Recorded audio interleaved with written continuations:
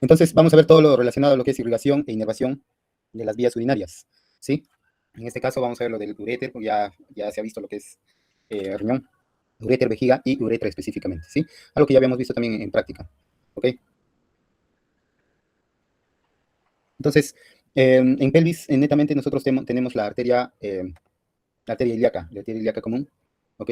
Entonces, la arteria ilíaca común se divide en dos ramas al final, ¿no? Esta es la que vemos acá, es la arteria ilíaca común. Esta es una arteria que ya se dividió, o sea, la aorta abdominal ya se dividió y se ha formado una arteria ilíaca externa, que vemos aquí, y pasa por debajo del ligamento inguinal y se transforma en arteria femoral para irrigar el miembro inferior. Sin embargo, hay otra rama que se va hacia adentro, a la pelvis, que viene a ser esta, y es la arteria hipogástrica, ¿sí? Esa arteria hipogástrica al final va a dar dos troncos, un tronco anterior y un tronco posterior.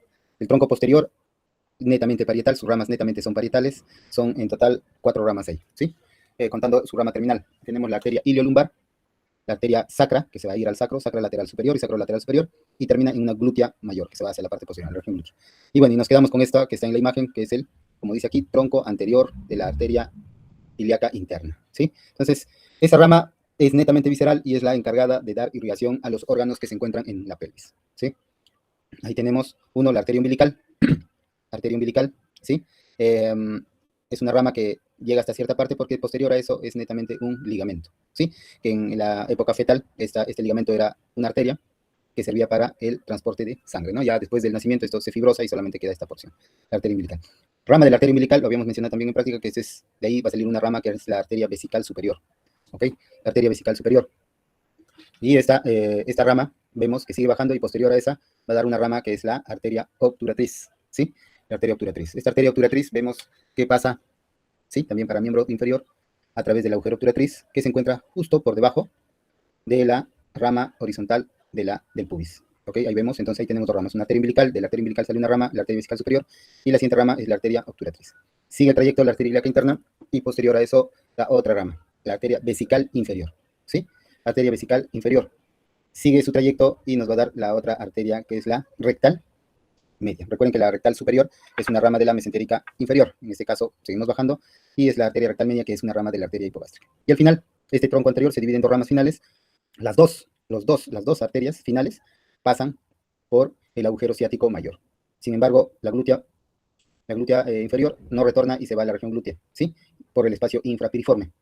Y la pudenda interna, esta sí retorna a la zona pélvica a través del espacio perineal, ¿no? Entonces, ya vamos a ver más adelante cómo retorna la pudenda interna, ¿sí? Entonces, estas son las ramas principales de la arteria hipogástrica o la arteria ilíaca interna.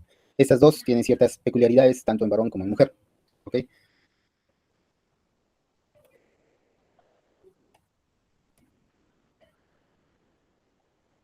Ok, esto es del tronco posterior ya, ¿sí? Otra vez vemos, esta es la arteria ilíaca común, aquí ya se dividió la aorta abdominal, ¿sí? En derecha e izquierda, ilíaca común derecha e izquierda, y esta se divide en una arteria ilíaca externa, baja por el ligamento inguinal y se transforma en arteria femoral, va para el miembro inferior. Hay otra rama que es la arteria ilíaca interna y esta se divide en dos, un tronco anterior que acabamos de verlo, con sus ramas principales, comunes tanto en varón y en mujer, y luego vemos el tronco posterior. El tronco posterior, como vemos acá, miren, hay una ramita que se va por acá, ¿sí? Esa es la arteria iliolumbar, ¿sí? Y la arteria iliolumbar va a dar tres ramas, una rama ilíaca, una rama lumbar y una rama espinal, ¿ok? Para la zona muscular de este sitio y la zona vertebral. Sin embargo, da dos ramas más, las arterias sacras laterales, ¿sí? Y esas sacras laterales incluso tenemos dos, una que ingresa por el agujero sacro 2, que es la sacra lateral superior, y hay otro que se va hacia abajo para los otros agujeros S3, S4, S5, incluso se une o forma la coxigia, y esa es la arteria sacra lateral inferior. Y se va hacia atrás, miren, entre el tronco lumbosacro, perdón, la raíz nerviosa entre S1 y S2, entre esa abertura, igual se ve en el cadáver, por ahí ingresa la arteria glútea superior y se va a la región glútea y desaparece de la zona de la pelvis. ¿Ok? Entonces, en total, el tronco posterior nos va a dar 1, 2, 3, 4 ramas. ¿Ok? Seguimos. Ese es con respecto a la zona de la pelvis, ¿sí? A nivel de la pelvis. Y ahora, netamente en lo que vemos el riñón, ¿sí? Hemos visto que del riñón sale esta estructura, que es la formación de cáliz menores. La unión de cálices menores va a formar el cáliz mayor, y la formación de estos cáliz mayores va a formar la pelvis renal, que es la parte más abultada que sale del riñón, y luego esto se va haciendo delgadito, y ya cuando es delgadito toda esta zona se conoce como uréter. Y el uréter tiene una distancia aproximadamente entre 25 a 30 centímetros, ¿sí? Y como es tan largo y pasa desde la cavidad abdominal hasta la cavidad pélvica, por lo tanto, durante todo ese trayecto va a recibir ramas de diferentes lugares, ¿sí? Acá tenemos una rama, ¿ven? Acá. Entonces, esta pelvis renal recibe irrigación a nivel del abdomen ¿sí? Ojo, antes de eso, el uréter tiene entonces tres porciones. Una a nivel abdominal, una a nivel de la pelvis, y otra es cuando ingresa a nivel de la vejiga, que es intravesical o intramural. Entonces, en 5 centímetros, un trayecto desde abdomen hasta pelvis va a recibir irrigación de diferentes lugares. En el abdomen, esta arteria va a recibir de los siguientes lugares. Uno, de la arteria renal, ¿ok? Recibe ramitas de esta arteria renal. Miren cómo baja y empieza a crujir como un plexo, ¿no? Al uréter proximal. Luego sigue bajando. Habíamos visto que de la aorta también salían estas ramas, que son las arterias gonadales. De esas gonadales, miren, también sale una ramita, ¿sí? Sigue bajando y vemos que también salen ramitas de la misma aorta abdominal, ¿sí? Aorta abdominal. Y la cuarta también sabemos que cruza la arteria ilíaca común, por lo tanto también salen ramitas de la arteria ilíaca común, ¿ok? Entonces, a nivel del abdomen, recibe irrigación de 4 segmentos, uno de la arteria renal, de la arteria gonadal, de la aorta abdominal y de la arteria ilíaca común, ¿ok? Y ya una vez que ingrese en la pelvis, va a recibir de ramas de la arteria ilíaca interna, ¿sí? Pequeñas ramitas, no son grandes y es por eso que cuando hablamos de los tronco anterior y posterior no está figurando como una de sus ramas principales. Son pequeñas, algunas veces sale de la rama anterior, tronco anterior, o puede salir del tronco posterior, ¿sí? Pero son pequeñas. Por eso acá menciona que también recibe irrigación de la arteria ilíaca interna. Otra ramita pequeña también recibe de la arteria vesical superior, que es la primera rama considerada una de las gruesas que sale de la hipogástrica. De la arteria rectal media también sale ramas, ¿sí? De la arteria vesical inferior, ¿sí? Y en el caso del varón, desde la arteria vesical inferior, y en el caso de la mujer también sale de la arteria uterina y de la arteria vaginal, ¿ok? Y esta imagen está relacionada básicamente al plexo venoso, ¿sí? Ese es el drenaje venoso. Y como se habrán dado cuenta, según esta imagen, las venas, a diferencia de las arterias, las venas, así como vemos en esta figura, en esta parte, ¿sí? Le voy a hacer un círculo.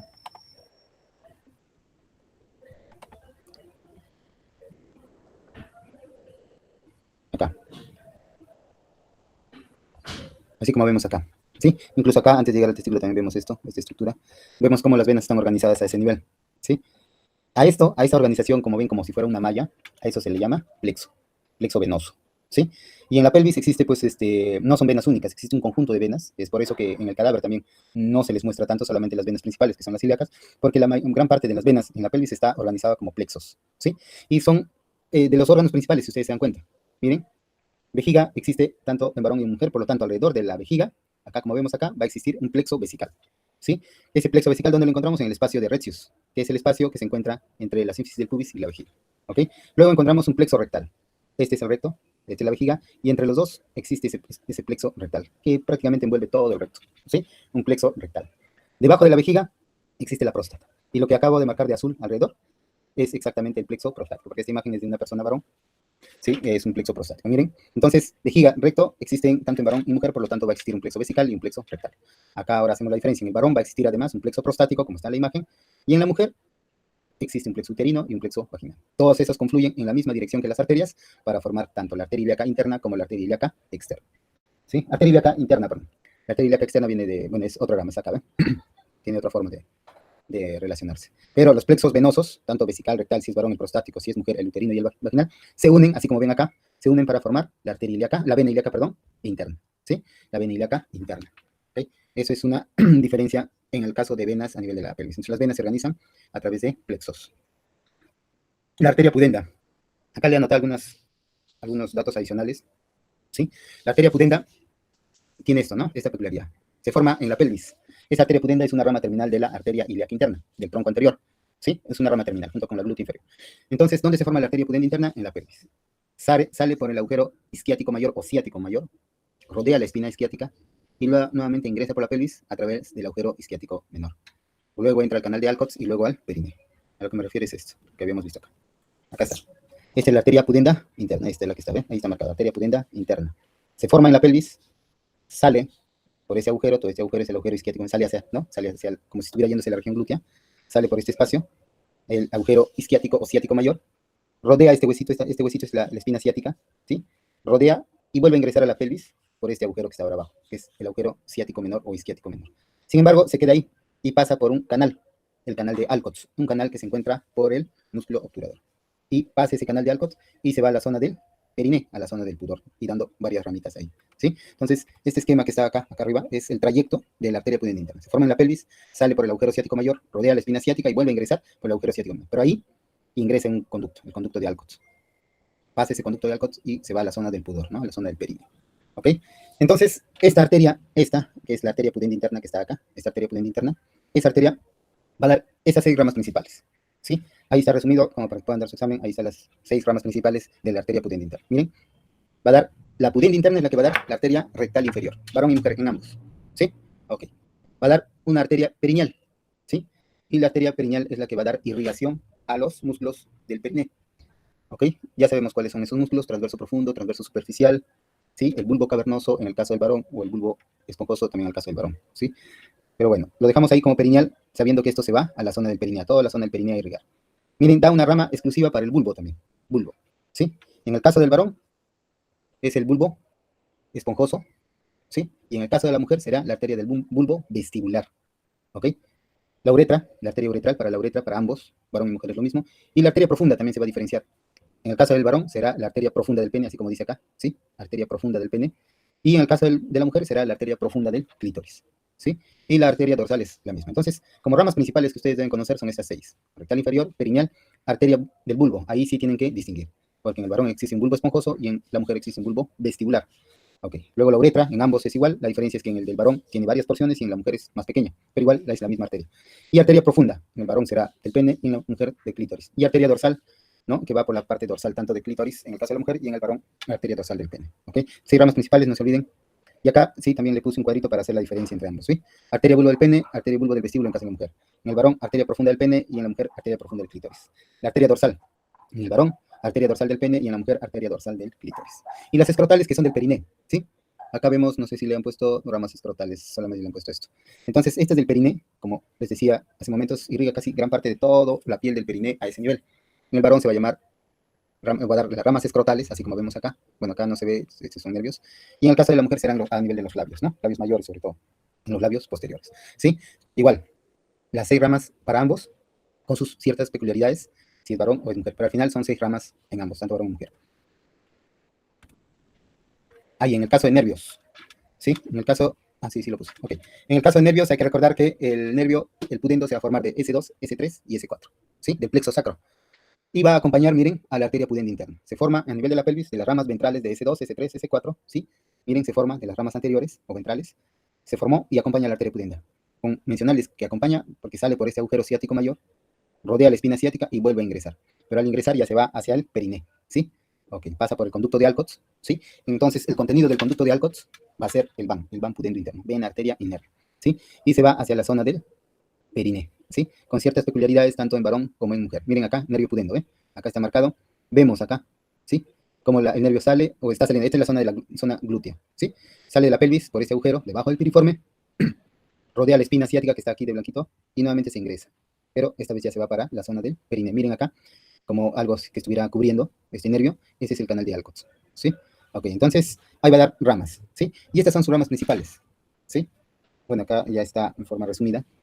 Pero va a dar el nervio dorsal del pene o dorsal del clítoris si es mujer, el nervio perineal y el nervio, en el caso del varón, el escrotal o en el caso de la mujer, el nervio de los labios, ¿sí?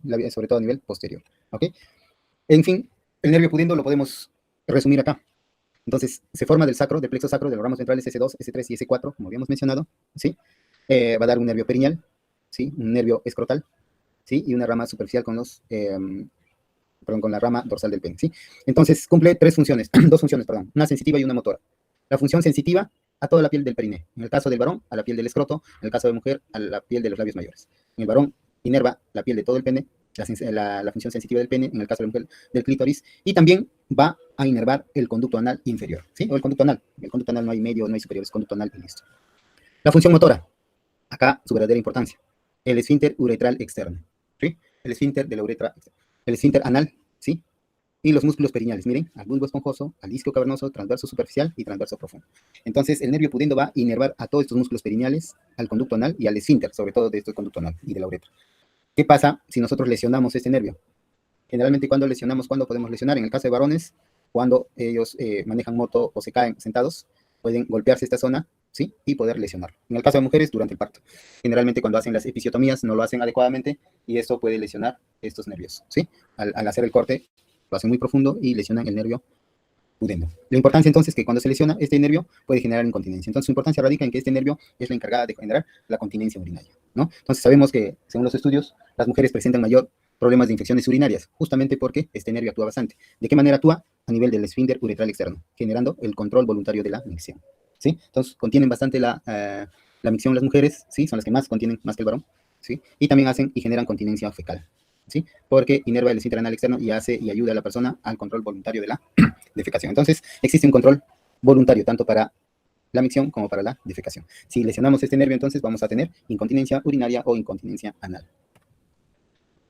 Acá, esto también ya lo dominan por inficios, donde han visto mucho más esto, que es el esquema del sistema nervioso vegetativo, el sistema nervioso autónomo, ¿no? Entonces, sabemos nosotros por fisiología que existen dos tipos de sistema nervioso autónomo. Uno, el parasimpático, y el otro, el simpático. Miren acá, este que está en el lado derecho, donde está el cursor, eso es el sistema nervioso parasimpático. Ahí está, en la diapositiva dice, ¿sí? Ese es el sistema nervioso parasimpático, ¿ok? Peculiaridad del sistema nervioso simpático, que esta es netamente gobernada por los nervios cráneo, porque miren, los pares nerviosos, 2, 7, 9, 10, ¿sí? O sea, que están en el cráneo, y los que están a nivel del sacro. Entonces, el parasimpático es netamente un sistema cráneo-sacro. A diferencia del simpático, miren, va desde T1, desde la torácica 1 hasta L1, fácil de acordarse. El sistema simpático es netamente un sistema medular, ¿sí? Entonces va de T1, tóraco-lumbar, ¿no? Desde T1 hasta L1, miren, va a los mismos órganos, ojo, no es que van a ir a diferentes órganos, ambos, porque todos los órganos tienen tanto inervación simpática como inervación parasimpática. Y lo que nos conviene, o bueno, lo que nos involucra en el día de hoy es esta inervación de la vejiga, ¿sí? La inervación parasimpática de la vejiga está dada por S2, S3 y S4, ¿sí? Tanto los genitales, colon descendente y recto. Y a nivel parasimpático, miren, está generalmente por L1, ¿sí? Y unas ramas por el T12, si es que no me equivoco. Eso es con respecto a la inervación parasimpática y simpática, ¿sí? Ok, plexo sacro. Sabemos que el plexo sacro se forma por la unión de la rama que viene de L5, que es el tronco lumbosacro, porque este tronco lumbosacro, por eso tiene ese nombre, tronco lumbosacro, porque va a ser la conexión entre el plexo lumbar y el plexo sacro. El plexo sacro vemos la raíz nerviosa S1, S2, S3, uno de sus principales componentes, tanto L4, L5, S1, S2 y S3, es que van a formar tanto las ramas anteriores como dorsales, el nervio ciático, ¿sí? El nervio ciático es el que se va a dirigir a la región inferior. Eso es lo que encontramos nosotros a nivel de la pelvis y se va hacia la región de miembros inferiores. Habíamos visto de S2, S3, S4 salía el nervio pudendo, ¿sí? Que ya lo hemos visto en este momento. Entonces, parte del plexo sacro que nos involucra el día de hoy es S2, S3 y S4, ¿sí? Estas son todas las ramas del plexo sacro, que es casi a todos los músculos, ¿sí? Que se encuentran en la zona de la pelvis. Y esta. Esto es lo que nos interesa sobre la inervación de la vejiga urinaria, ¿sí? Entonces, inervación simpática, T11, T12, ¿sí? Sobre todo T12 y L1, sin embargo acá lo pones de T11 hasta L2, ¿sí? La inervación de esta vejiga a nivel parasimpático va a producir relajación del músculo detrusor, ¿ok? Relajación del músculo detrusor, ¿ok? Miren, acuérdense que esto es a la inversa. La inervación simpática produce relajación. Entonces, si produce relajación, la inervación simpática está relacionada con el reflejo de llenado o con la fase de llenado de la vejiga, ¿sí? Se relaja el músculo, se infla como un globo, por lo tanto permite que esta vejiga se llene de líquido, ¿sí? Ahora, el nervio pudendo, S2, S3, S4, ¿sí? Y luego tenemos a ese nivel aproximadamente también la inervación parasimpática que está de azulito, ¿sí? S2, S3, S4. Miren, la inervación parasimpática a través de los receptores muscarínicos, sobre todo el M3, es el que va a producir la contracción, ¿sí? Entonces, el parasimpático produce la relajación, la fase de llenado. Y la que está de acá, azulito, que es el simpático, ¿sí? Perdón, el simpático produce relajación y está encargada de la fase de llenado. Y el parasimpático, que es del sacro S2, S3, S4, es la encargada de la fase de vaciamiento, ¿sí? Fase de vaciamiento de la vejiga. Y sin embargo, aparte de eso, tenemos unos nervios somáticos, que ya lo hemos visto ahora, que es el nervio pudendo. Habíamos visto que inerva el músculo esfínter uretral externo, ¿sí? Tanto en varón y en mujer, el esfínter uretral externo, ¿sí? Miren, y esa es la encargada de la continencia voluntaria, ¿sí? Ese es el que tiene sensación voluntaria por parte del ser humano, ¿no? En cambio, la simpática y parasimpática es involuntaria. Entonces aquí existe fase de llenado y vaciamiento. Llenado, el simpático, y vaciamiento por la contracción del parasimpático, ¿ok? Ganglios y plexos cervicales, igual aquí les puse un resumen, ¿sí? Entonces, lo que ustedes ven acá como bolitas en esta imagen son los ganglios. ¿Qué son los ganglios? Son los cuerpos neuronales, ¿sí? Entonces, sabemos que todo nervio tiene cuerpo y tiene axón. Entonces, la unión de todos esos cuerpos vienen a ser lo que se denomina los ganglios nerviosos, ¿sí? Entonces, en este caso, a ese nivel, los ganglios prevertebrales. Y las ramitas que salen de esos ganglios formando estos plexos, ¿ya? Eso se denomina plexos, bueno, acá es plexos cervicales, no plexos nerviosos, debe decir, ¿sí?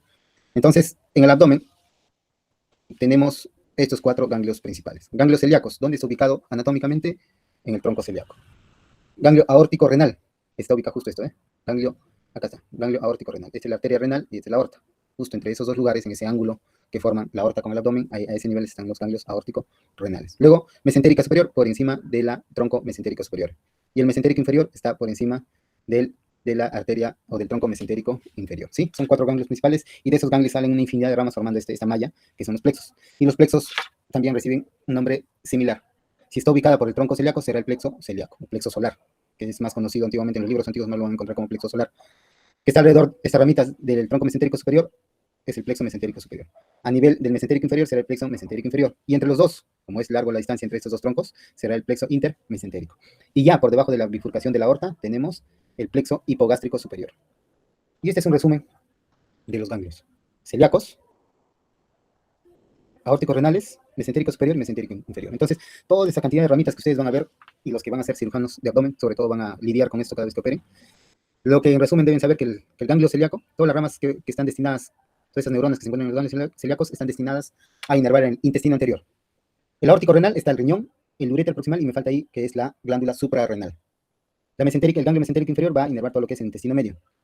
Y lo que es el ganglio mesentérico inferior, el intestino posterior, ¿sí? Entonces, el celíaco, mesentérico superior, mesentérico inferior en orden, intestino anterior, intestino medio y el intestino posterior. Y el aórtico renal, todo lo que está alrededor del riñón, que sería la suprarrenal, la pelvis renal y el uréter proximal. Y si hablamos como plexos, que ya son las ramas, miren, el plexo celíaco, sus ramas van a ir al estómago, hígado, vaso y páncreas. Plexo renal, riñón, suprarrenal y uréter. Mesentérico superior, intestino medio ya habíamos visto, mesentérico inferior, todo lo que es el intestino posterior va a conectar con el otro plexo mesentérico superior. El plexo mesentérico inferior, todo lo que es intestino posterior, ¿sí? Y posterior a eso, habíamos visto abajo, ya en la zona de la pelvis, el plexo hipogástrico inferior. De ahí se dirige a la pelvis y forma otro plexo, que son los plexos hipogástricos, ¿sí? Ok, eso es un resumen de toda esta malla de ramitas que ustedes ven acá, ¿ven? Plexo celíaco, aórtico renal, hipogástrico, ¿sí? Con los ganglios también. Y este sería el plexo hipogástrico inferior, o plexo pélvico, que también es una malla de ramitas, ¿sí? Entonces, de ese plexo, cuando hablamos del plexo, estamos hablando del plexo, perdón, de inervación simpática. Igual, ese es otro esquema de los plexos, plexo hipogástrico, miren justo en donde está la bifurcación, y posterior a eso recién se forma el plexo hipogástrico inferior. Y bueno, ya esto es parte de algunos procedimientos que se realizan, ¿no? Esto, por ejemplo, a ver, ok, la vejiga, lo que quiere mencionar aquí, que la vejiga cuando está vacía, generalmente el vértice está junto al borde superior de la sínfisis del pubis. Cuando se llena, su capacidad promedio es aproximadamente de 350 a 500 mililitros, ya sube, ¿no? El volumen de la vejiga, ya no está a nivel del borde superior. Esto es importante, por ejemplo, en oncología. Nosotros vemos esto cuando hacen citoscopia para ver si los tumores que están fuera de la vejiga han atravesado su mucosa. Se dice que cuando atraviesa la mucosa de la vejiga, estamos hablando de que ya está en una fase 4, en una fase terminal. Y esto creo que sí lo mencionamos también, es mucho más frecuente en las mujeres, uno, por la continencia de la arteria pudenda, el uso de la arteria pudenda, y el otro es sobre todo esto, porque por anatomía existe más cercanía tanto del introito vaginal, donde está la uretra por encima de esta comisura, y con el canal anal, ¿no? La cercanía, y eso hace que las bacterias puedan migrar rápidamente, o por la distancia anatómica que es pequeña, puedan migrar hacia la vejiga las bacterias, ¿no? El caso del varón es diferente, ¿no? Porque su uretra es mucho más grande, porque tiene un falo, y esto es una distancia, genera distancia con el canal anal, ¿no? Esa es la condición, ¿ok? Entonces, ahora voy a preparar unas 4 preguntas, se los voy a pasar. Son preguntas para escribir, ¿ok? Ya he tomado varios exámenes en esta semana, otras aulas. Lo que sí les voy a pedir, uno, pasen la voz a sus compañeros, los que están probablemente ahí haciendo otra cosa y no están escuchando, uno, en su examen. Y lo otro es que no copien, porque son para escribir, no copien del internet, de Google o de la IA, porque aparece sus señas. Ustedes saben que existen señas cuando hacen copias, ¿sí? Entonces va a notar si ustedes han copiado, aparte que es para escribir. Entonces, si no tiene concordancia de lo que están escribiendo, entonces ahí me voy a dar cuenta si verdaderamente han escrito ustedes o lo han copiado de otro lugar, ¿ok? Ahora preparo y en 5 minutos les mando el link.